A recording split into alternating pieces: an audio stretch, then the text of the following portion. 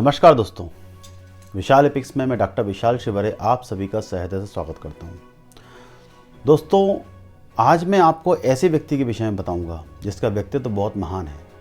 वह व्यक्ति जिसका महाभारत में बहुत विस्तार से वर्णन है, लेकिन हमने आज उस व्यक्ति को उस योद्धा को हम लोगों ने आज भुला दिया। लेकिन महाभारत ने न आज उसको भुलाया है, ना कभी महाभारत जब हुआ था तब वह व्यक्ति भूलने लायक था। वह व्यक्ति हमेशा के लिए अमर है। दोस्तों, बात कर रहे हैं द्रोणपुत्र अश्वत्थामा जी के विषय में, उस महान योद्धा और उस महान तपस्वी के विषय में जो स्वयं शिव के अवतार थे, जिनको रुद्र अवतार कहा जाता है। दोस्तों, आज के युग में हमको उनके विषय में बहुत सारी भ्रांतियाँ बताई गई कि अश्वत्थामा जी के विषय में कि उन्होंने छुप के वार किया था, उन्होंने धोखे से पांडवों के पुत्रों को मारा था। और जहाँ तक है, आज तक महाभारत के जितने भी संस्करण टीवी सीरियल में हम लोगों ने देखा, उनकी नेगेटिविटी दिखाई। लेकिन कभी भी किसी ने महाभारत के मूल ग्रंथ को खोल के नहीं देखा कि उनकी क्या जितना नेगेटिव उनको दिखाया गया, क्या वास्तव में इतने नेगेटिव व्यक्ति थे। दोस्तों, वो शिव के अवतार थे, अमर थे, 7 चिरंजीवियों में उनका नाम आता है। इसके विषय में एक श्लोक भी है, अश्वत्थामा बलिर्व्यासो हनुमानश्च विभीषणा कृपा परशुराम सप्ततः चिरंजीविना। यानी अश्वत्थामा जी, राजा बलि, व्यास जी, हनुमान, विभीषण, कृपाचार्य और परशुराम जी, ये 7 लोग इस पूरी पृथ्वी पर अमर हैं, जो सृष्टि से परे हैं। क्या आपको लगता है कि इतने महान व्यक्तित्व कभी किसी नेगेटिव या उन्हें छुपके वार किया होगा? दोस्तों, इस अश्वत्थामा जी के इस वीडियो को मैं शूट करने का महत्व सिर्फ इतना ही है कि मैंने जितना उनके बारे में पढ़ा, ऐसे बहुत महान व्यक्ति थे जिन्होंने अपने पिता की हमेशा आज्ञा मानी, जो एक बहुत श्रेष्ठ शिष्य और श्रेष्ठ पुत्र के रूप में साबित हुए। महाभारत में शुरू से लेकर आखिरी तक मैं आपको उनके विषय में पूरी बातें बताऊंगा। और दूसरा एक बात जरूर मैं कहना चाहूँगा कि महाभारत पढ़ना बहुत आवश्यक है। महाभारत हमारे मूल सनातन धर्म से जुड़ा हुआ है। महाभारत जिस व्यक्ति ने नहीं पढ़ी, वह व्यक्ति अपने जीवन को कैसे साकार बना सकता है। दोस्तों, मैं सजेस्ट करूंगा कि महाभारत पढ़ना चाहिए। और चूंकि भगवद गीता स्वयं महाभारत का ही एक चैप्टर है, जो आपको योग से लेकर के हर दार्शनिक मार्गदर्शन देती है, तो आपको महाभारत और आपके भगवद गीता का अध्ययन करना चाहिए।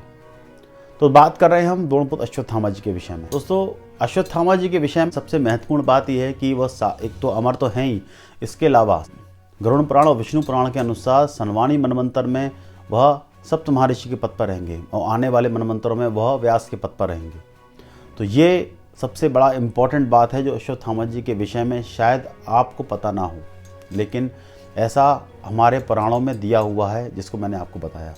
दोस्तों, शुरू से लेके अंत तक इस वीडियो को देखिएगा और इसके कई भागों में मैं इस वीडियो को बनाऊंगा।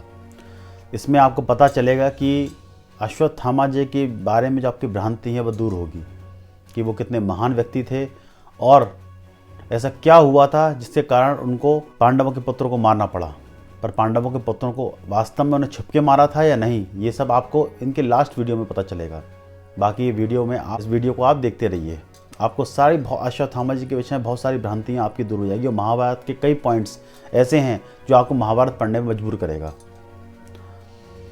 तो अश्वत्थामा जी की कथा जानने से पहले सबसे पहले अपन को गुरु द्रोणाचार्य जी के विषय में जानना आवश्यक है, जो उनके पिता थे, और उनके मामा कृपाचार्य और उनकी माता कृपी के बारे में जानना बहुत आवश्यक है, क्योंकि ये कथाएं उनसे जुड़ी हुई हैं। और महाभारत के छोटे छोटे पात्रों को भी जानना आपको आवश्यक है।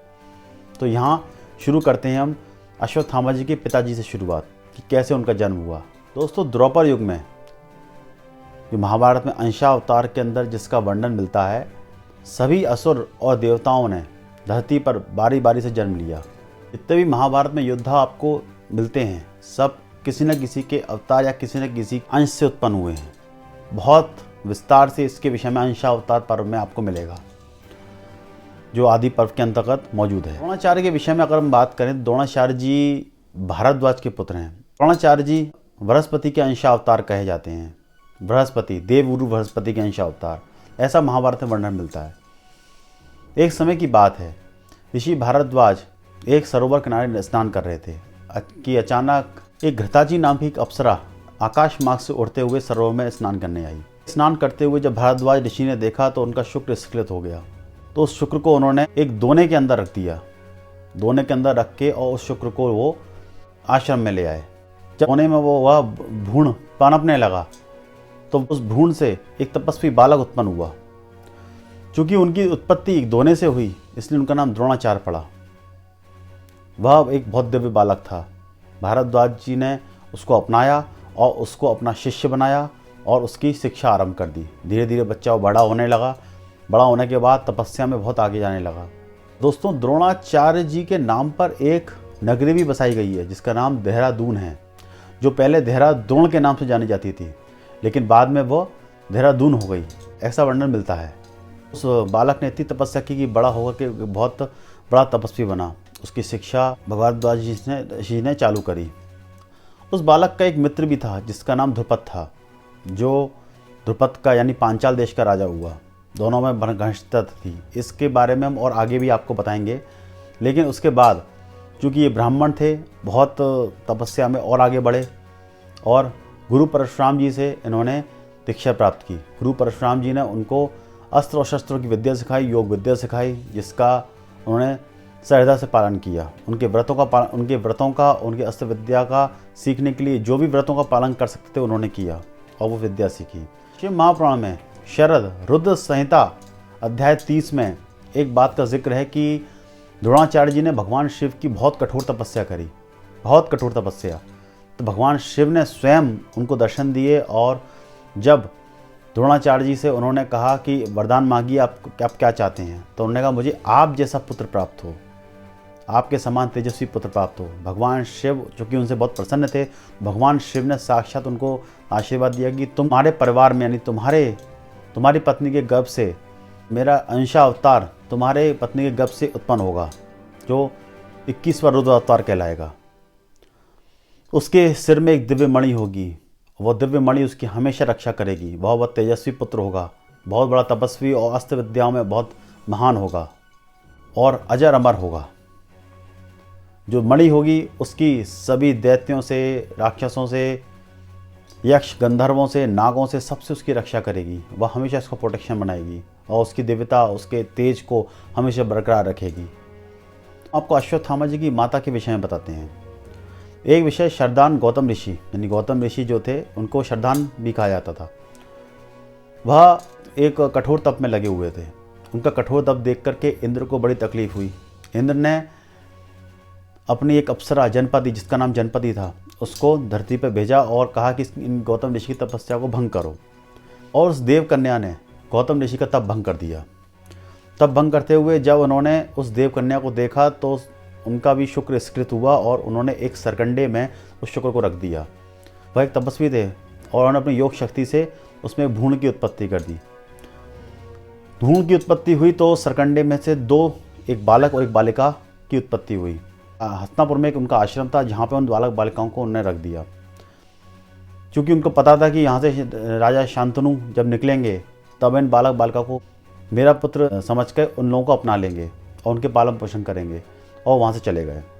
राजा शांतनु जो गंगापुत्र भीष्म के पिता थे वहाँ से निकले और उन्होंने देखा कि दो दिव्य, एक बालक एक बालिका वहाँ आश्रम के किनारे रखे हुए हैं। तब उन्होंने उन दो दिव्य बच्चों को उन्होंने अपना लिया। लड़के का नाम कृप और लड़की का नाम कृपी रखा। वही कृपा जो कृपाचार्य के रूप में प्रसिद्ध हुए, देवी कृपी जो आगे जाके द्रोणाचार्य की पत्नी बनी। भगवान शिव के रुद्रगण हैं, उनके गण हैं, उनके एक अंशावतार कृपाचार्य थे, जिसका वर्णन अंशावतार पर्व में मिलता है। कालांतर में जब कृपाचार्य और कृपी बड़े हुए, उनकी शिक्षा समाप्त हुई, उसके पश्चात कृपाचार्य हस्तिनापुर में कुलगुरु के पद पर रहे और फिर उन्होंने कृपी का विवाह द्रोणाचार्य जी से कर दिया। कुछ समय पश्चात उनका एक तेजस्वी पुत्र का जन्म हुआ। उसके सिर में दिव्य मणि थी और उसने अश्व की ध्वनि करी। अश्व की ध्वनि, उच्च श्रवा की ध्वनि, जो राजा बलि को प्राप्त हुआ था समुद्र मंथन से, उसी के समान उन्होंने ध्वनि करी।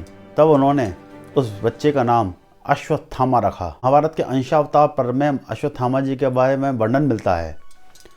महादेवांतक भ्याम च कर्मात् क्रोधा च भारत एकत्वमपन्ना जशे शूर परम तपः अश्वत्थामा महावीर्य शत्रुपक्ष भयावह वीर कमलपत्राक्ष क्षितावस्सिन्न राधपि। महाभारत के आदि पर्व के 72 और 73वें श्लोक में इस विषय का वर्णन मिलता है।